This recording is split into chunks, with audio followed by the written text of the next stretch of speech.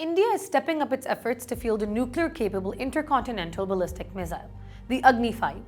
With a range of over 5,000 kilometers, it is capable of striking targets as far as China, Russia, and even parts of Europe.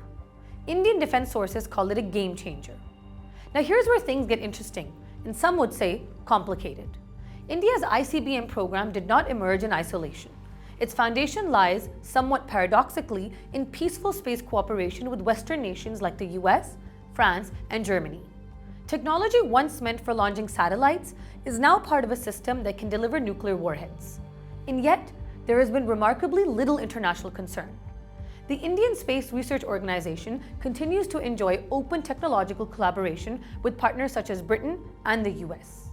Even though the lines between India's civilian and military missile programs appear increasingly blurred, Washington still transfers advanced space-related technology to New Delhi. Historically, most major powers, the US, the Soviet Union, the UK, France, and China converted their ballistic missiles into space launch vehicles. India flipped that model. It took the space launch vehicle and re-engineered it into a ballistic missile. And interestingly, North Korea has followed the very same playbook to achieve its ICBM capability.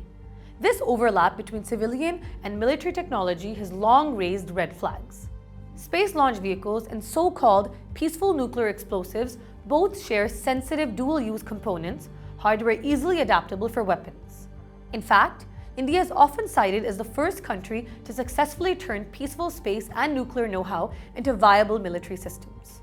Foreign assistance was key in this journey. As far back as the 1960s, the US trained Indian scientists in rocket technology and supplied Nike Apache-sounding rockets. Other countries, the UK, France, and the USSR, provided similar aid. A young Abdul Kalam, later known as India's Missile Man, trained at NASA's Scout Launch Vehicle program. When he led SRO, India's first satellite was launched using the SLV-3 rocket, an analog of NASA's Scout. Later, as head of the Defense Research and Development Organization, Kalam adapted that same SLV-3 technology into India's first Agni missile in the late 1980s. That marked the birth of India's long-range missile capability, and controversy followed soon after.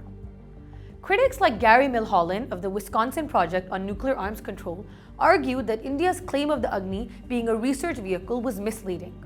He detailed how satellite guidance systems intended for peaceful use had been repurposed for military application. In his words, India had once again taken advantage of civilian imports to advance a nuclear weapons program.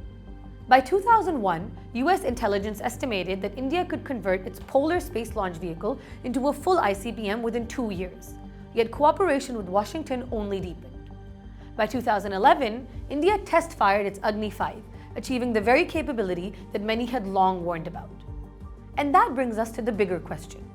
Why does a developing nation with persistent poverty invest billions in missiles capable of striking across continents? Critics argue it is less about defense and more about projection, the pursuit of global power status. Yet Western nations remain largely silent. The US and its allies continue to collaborate with India, even as it gains the ability to deliver nuclear warheads to major economic hubs, including parts of Europe and theoretically the US. With a central government driven by nationalist ambitions, such capabilities raise serious concerns for regional security. Because in the end, the real question is not just how far Agni V can reach, but how far India is willing to go with it.